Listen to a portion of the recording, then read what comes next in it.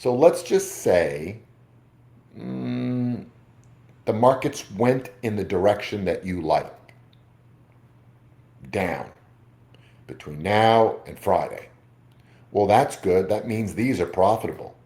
In fact, these may be so profitable that you don't have to hold them into next week and you could take profits early. That's called feeding the pigeons. You could you could do that if you wanted to, right? Uh, I was just looking at $50, 500, actually 5,000 contracts total. Yeah, I don't know what you're doing there. Okay, so just pay attention. I said no comments, so please try to stick to that. So if the markets went in your direction, you'd make your money. There might still be a little money left here with the hedge. Let's just say not tomorrow, if maybe the markets are closed tomorrow, but let's say the markets were not closed tomorrow. And Thursday, the markets dumped and you were able to make your money. You have a couple of things you could do. You could close it. Great. Well, what do I do with my hedge? Well, if your hedge is still worth something, you could close it, right? And if you had any trades over here, you know what else you could do with this short-term hedge that you now no longer need because you got your profits here? But if you also had something out further in July, you could roll this hedge to the next week, to the 27th. Cost you a little bit of money, but not too much. Now you'll have a short-term hedge on the 27th to protect these in July. Does everybody understand that so far? So,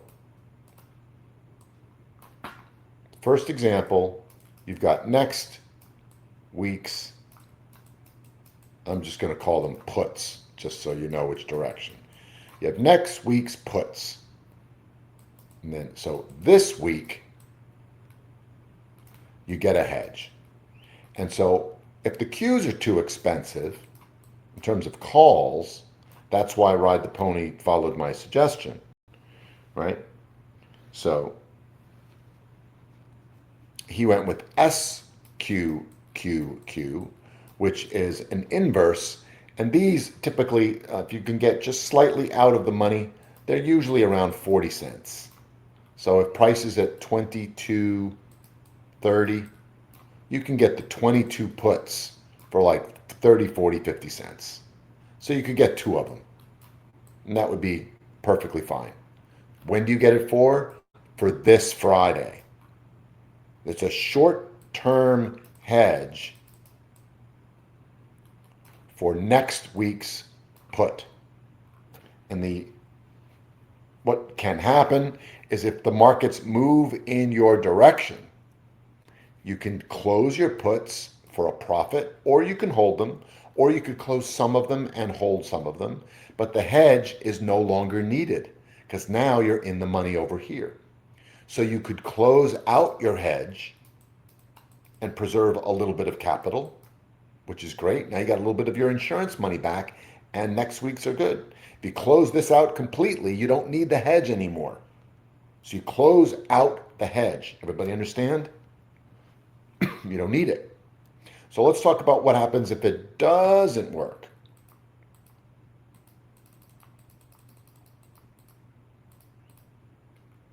What happens if the markets do you wrong? And like what happened maybe part of this week, the markets go up this week, right? That means your hedge is making money. This is losing money. The first thing to determine, those of you that are taking notes, the first thing to determine is, are your puts still valid? Is the setup still okay? Or did you hit your exit? The exit can be the percentage. The exit could be a dollar amount that you've decided, I'm not going to lose more than X. You could use a percentage like, the 70-40 plan that we use. You could do that.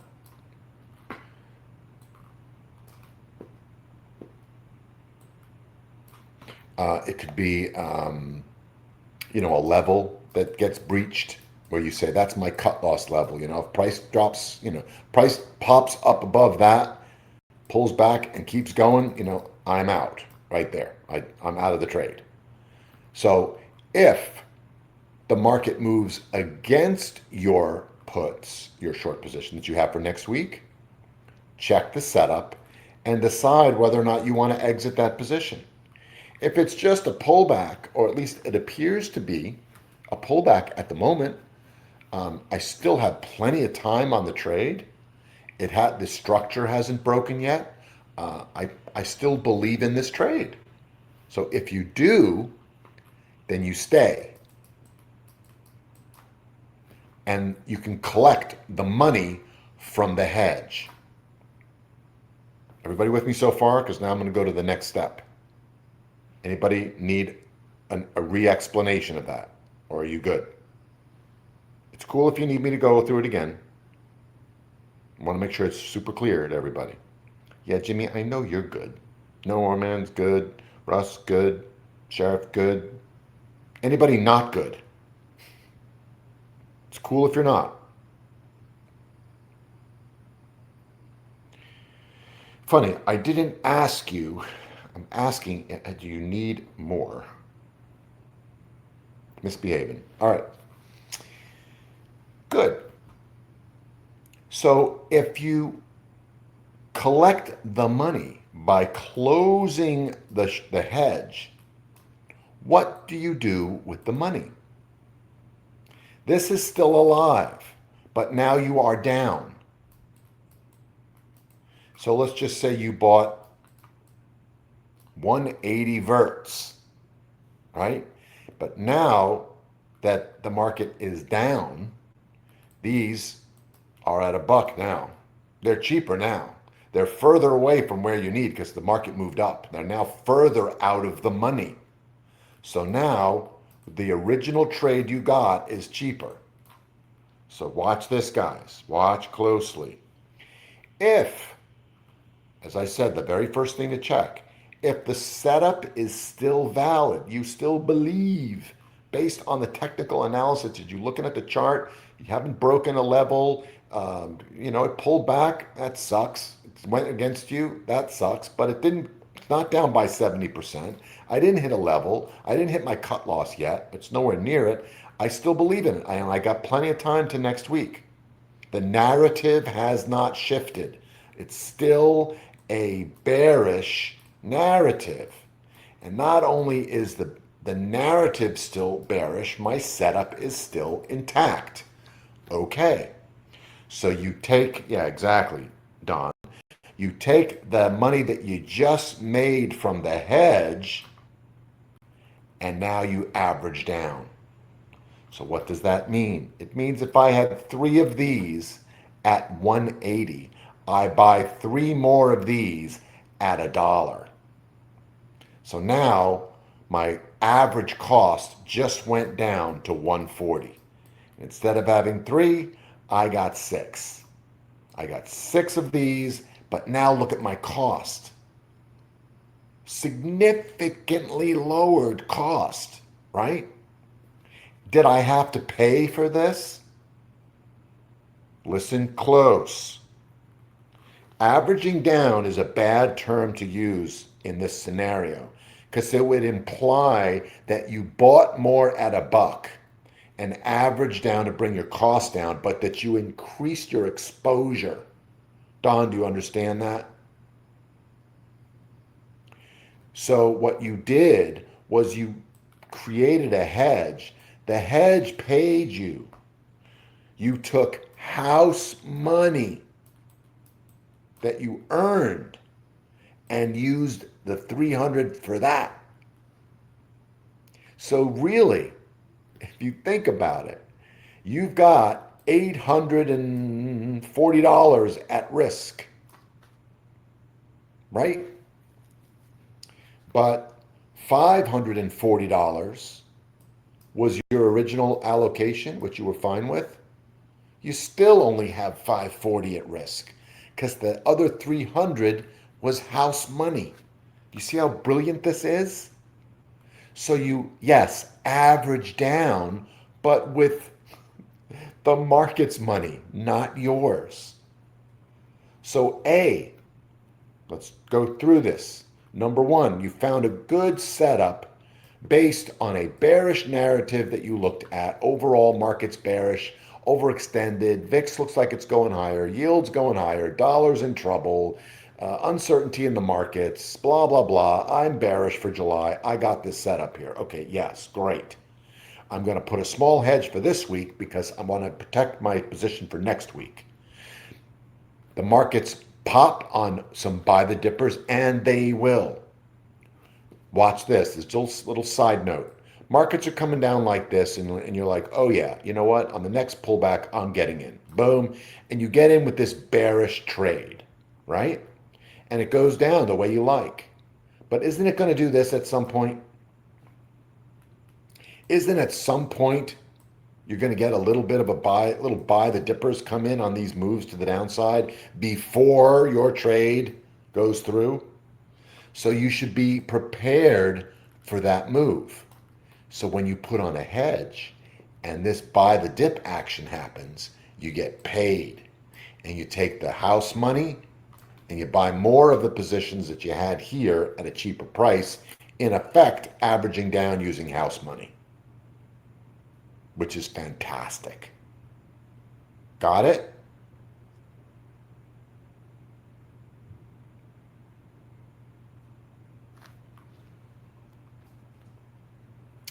So what happens if it goes against you, but you don't stay? Let's get rid of some of this.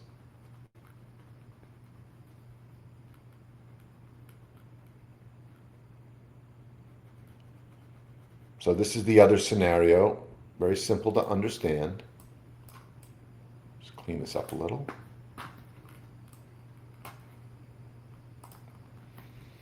Let's just say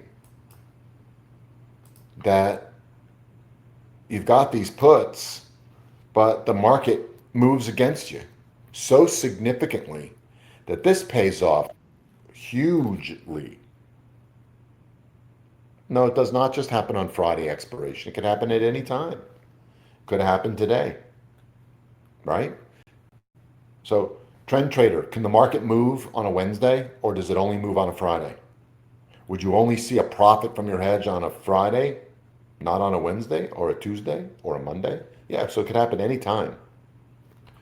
So, what happens if the market screams higher? Big money here on the hedge, but I don't like this anymore, right? The setup is no longer valid. So what do you do?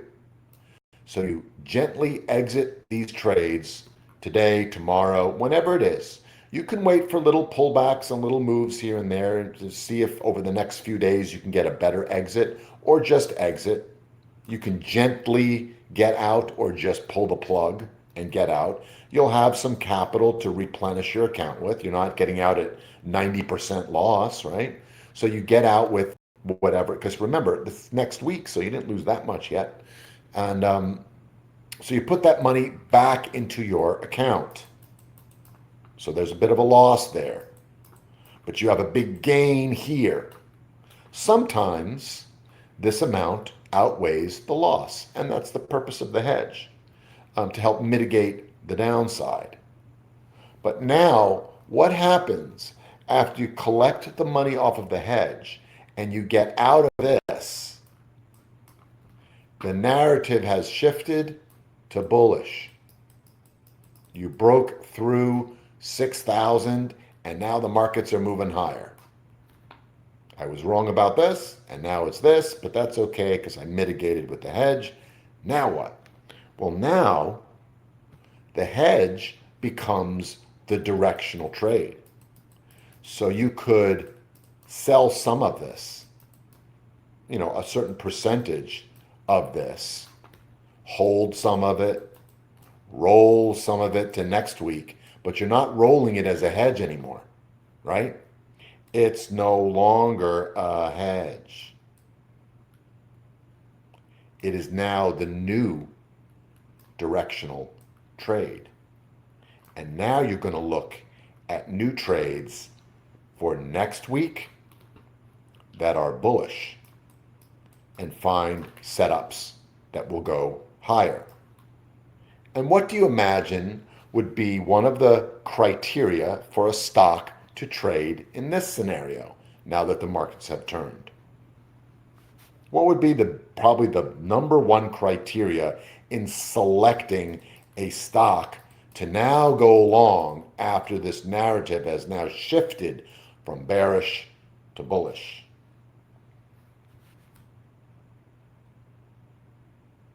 Anybody? Yeah, Russ, NVIDIA. Russ has the answer, right? Because he's been paying attention. Yeah, you would go long the stocks that got beat up that caused you to think the narrative was bearish in the first place. Markets were coming down, down, down, pulled back, failed, boom, boom. You're going short. So you made some money or whatever happened, and now the markets are rebounding. So wouldn't it make sense to pick stocks that look like this? Stocks that are oversold on the RSI daily. Go after the stocks that can rebound, that have strength, that have some volume to them, but that got beat up. So now you're going to turn it into a bullish trade, and voila, guess what? You now have a bullish narrative. But because you just recently switched, you fickle trader you, and now you're bullish for next week, go easy. Light allocation. And because you're so effing light with your just tiptoeing, put your toe in the water kind of thing, guess what you don't need? No, not best in trending sector. Wrong. That's when markets are trending. When the narrative shifts from bearish to bullish, you don't want to find the best. You want to find the worst in the sector, because those stocks now have to play catch up to the ones that had relative strength. Does that make sense? Thanks for watching. Hope you enjoyed this video from Trade With Me Now. Make sure to go ahead and like this video and subscribe to our channel so you make sure that you catch our next video right when it's released. Also, if you have a question or comment, please leave that in the comments section below. And of course, if you want to learn more about Trade With Me Now or join our community of profitable traders, go to tradewithmenow.com. There's also a link in the description below.